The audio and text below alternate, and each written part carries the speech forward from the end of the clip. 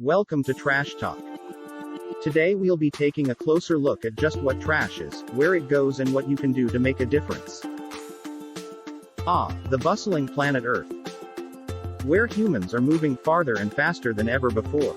Today we have an abundance of resources at our fingertips. And there are more of us living on Earth. We have around 7.9 billion global neighbors. People are living longer, and advances in technology and medicine allow us to achieve a modern quality of life.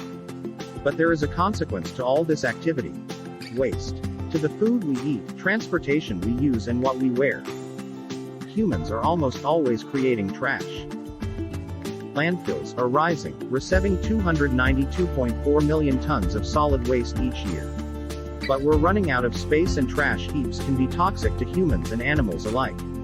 As this trash slowly breaks down, it emits methane as a byproduct. This is bad news for the planet because methane contributes to global warming.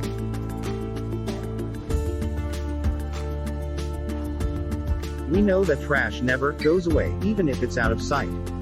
Much of the waste we produce comes from a result of single-use plastics, things we only use once before discarding them. Recycling doesn't just mean processing empty water bottles, it should include reusing materials, like buying used clothing, having a portable water bottle, and having reusable shopping bags. Every year 8.8 million tons of plastic enter the ocean. As plastics slowly break down, they do not disappear but now are many tiny pieces of microplastics. 5 floating trash islands have formed off our coasts. Because over half of the plastics entering the seas is less dense than the water, so it will not sink. The buoyant plastics collect and drift offshore, driven by converging currents. The largest of these trash islands is the Great Pacific Garbage Patch, or GPGP, located between Hawaii and California, is estimated to be twice the size of Texas. This trash in the ocean is bad news for sea life. Plastics kill 100,000 marine animals every year. Whales washed up ashore have hundreds of pounds of trash in their systems, namely fishing materials. Out of those floating trash heaps at sea, 46% of those plastics are from fishing nets, and other fishing material makes up another majority. In fact, long line fishing releases enough line to wrap around the planet 500 times every day. If the byproducts of overharvesting our oceans is one of the biggest factors polluting it, what can be done? Since there is really no way to fish sustainably on a large scale, and fishing organizations are out to catch more fish, not preserve the biological diversity of the seas, the best action is to cut down or totally eliminate eating seafood.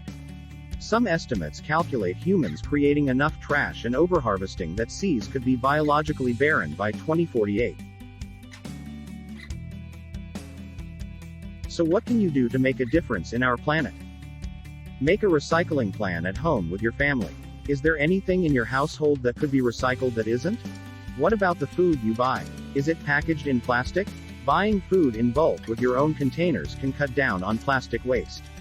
Keep a plastic journal of what you and your family is discarding the most. Organize a community cleanup. But always remember to check with an adult before picking up anything sharp, and wear protective gloves. Lastly, be aware of where most of our trash comes from. Everyone makes a difference, but big industries, like fishing and food waste, are contributing greatly to our planetary deterioration.